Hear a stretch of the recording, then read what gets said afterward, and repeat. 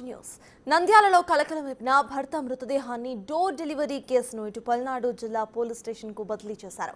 భార్యను పోలీసులు అదుపులోకి తీసుకున్నారు. పరారీలో ఉన్న రమణమ్మ తమ్ముడు మరికొందరు నిందితుల కోసం గాలిస్తున్నారు పోలీసులు. తన తండ్రి హత్యకు కారణమైన వారిని కఠినంగా శిక్షించాలని కూతురు డిమాండ్ చేస్తోంది.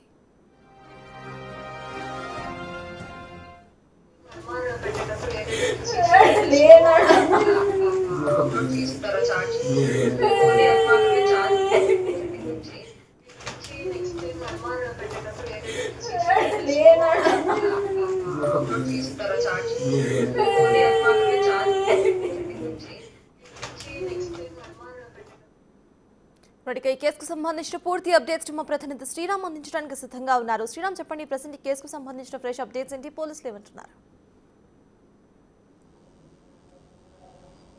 నంద్యాల నూనెపల్లికి చెందిన రమణ దారుణంగా ఏదైతే పిడుగురాళ్ళ పల్నాడు జిల్లాలో దారుణ హత్య చేసిన తర్వాత ఇక్కడికి తీసుకొచ్చారంటూ పోలీసులకు తమ కూతురు ఫిర్యాదు చేసిన పరిస్థితి. మనతో మాట్లాడడానికి సిఐ కంబగిరి రాముడు ఉన్నారు.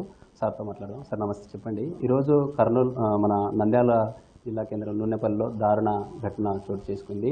డైరెక్ట్గా భార్యే భర్తను హత్య చేసి డోర్ డెలివరీ చేశారంటూ వచ్చినటువంటి ఘటనలో వాస్తవాలు ఏంటి, అసలు ఏం జరిగింది? మాకు సంబంధించి మొన్న చందన అనే 22 ఇయర్స్ అమ్మాయి, అంటే ఈ మృతుని చిన్న కూతురు, మొత్తం 3 సంతానం.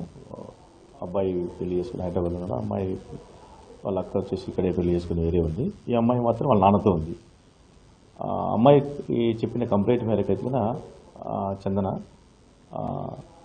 దాదాపు 30 ఇయర్స్ అయ్యి పెళ్ళి అయ్యి మా నాన్నకు అప్పటి నుంచి మా నాన్నకు మా అమ్మకు సంసార విషయంలో కొంచెం గొడవలు జరిగేవి. అందుకు పిడుగాళ్ళకి వెళ్ళిపోయేది మా అమ్మ పుట్టింటికి. మళ్ళీ మా నాన్న పోయి తీసుకొచ్చుకొని వచ్చేవారు. ఇది కంటిన్యూ జరుగుతుండేది.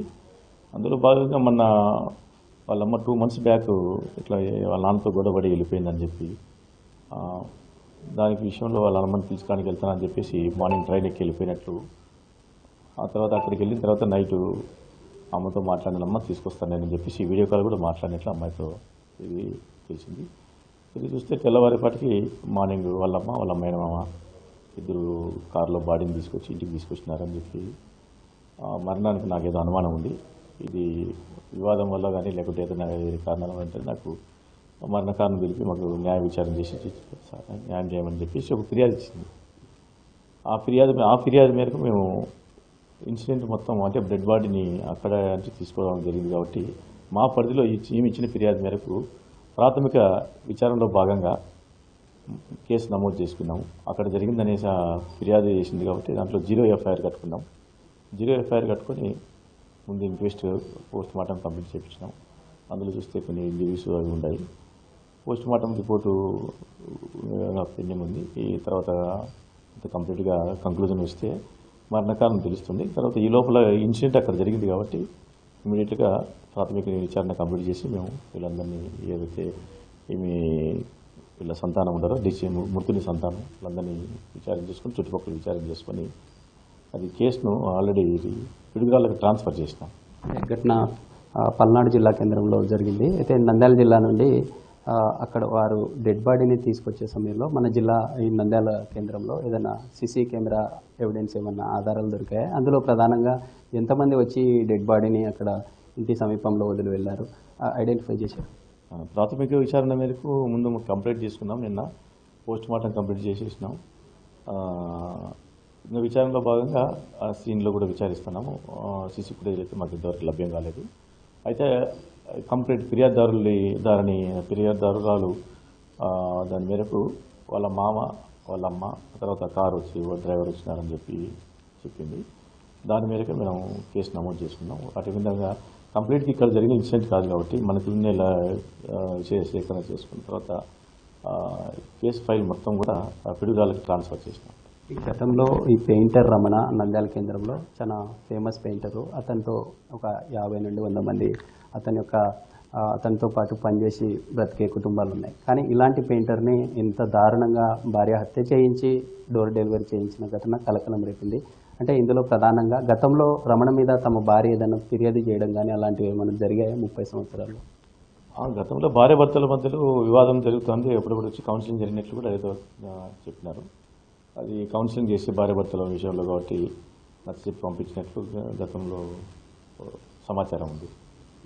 అంటే ఇప్పటికే మనకి ఈ ఘటనకు సంబంధించి ఎంతమంది అదుపుల్లో ఉన్నారు, అక్కడ ఆ జిల్లా కేంద్రంలో ఏమన్నా ఐడెంటిఫై చేశారా సార్ పల్నాడు జిల్లాలో? నేను ఇందాక మనం చెప్పినట్లు భార్య, ఆ తలమే బావమరిది, ఇంకా కొంతమంది ఉన్నారని చెప్పినారు.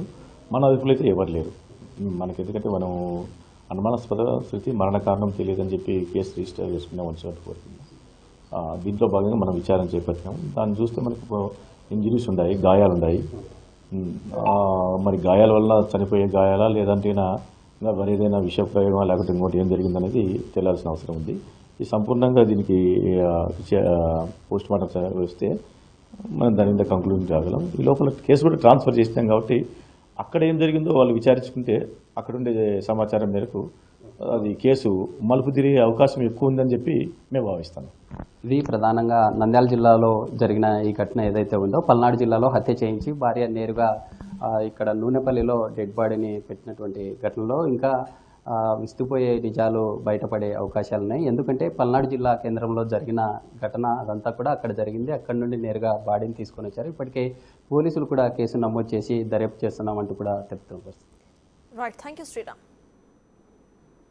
2 days కింద ఫోన్ చేసి అతన్ని చూడాలనిపిస్తుంది, ఆమె తగ్గిపోయింది, మీ నాన్న పిలుచుకొని చూడాలంటాను, అట్టనే నేను కూడా వస్తాను అని చెప్పింది సార్.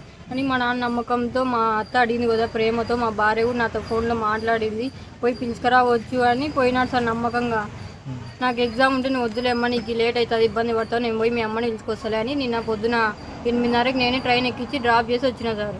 నిన్న పోయేటప్పుడు కూడా ఫోన్ చేసినాడు, పోతానలే అని, సాయంత్రం కూడా వేసినాడు. ఏమోలే నేను ఎంత తప్పు చేసినా ఏమోలే వదిలేయి, పాప మోహన్ చూసి రా అని చెప్పినాడు సార్. అదే వాళ్ళిద్దరు వాయించుకుంటా సరేలేమ్మా మీ అమ్మ ఇంతే అంటుందిలే, మేము తిన్నాంలే ఇంకా పండుకున్నా పొద్దున ట్రైన్కి వస్తాంలే నేను మీ అమ్మ అన్నారు సార్. అదే లాస్ట్ కాల్ వీడియో కాల్. పొద్దున వెళ్ళి మా అమ్మ 5:30 గట ఎవరబ్బా అని చూసి వెళ్ళి ఫోన్ అది వాకిలి కొట్టింది. ఎవరని చూస్తే మా పెద్ద మామ మా అమ్మ అందరు కారులో మా నాన్న ఎత్తుకొని వచ్చి బయట మంచం మీద పడేసి మా పెద్ద మామ వెళ్ళిపోయినాడు కారులో.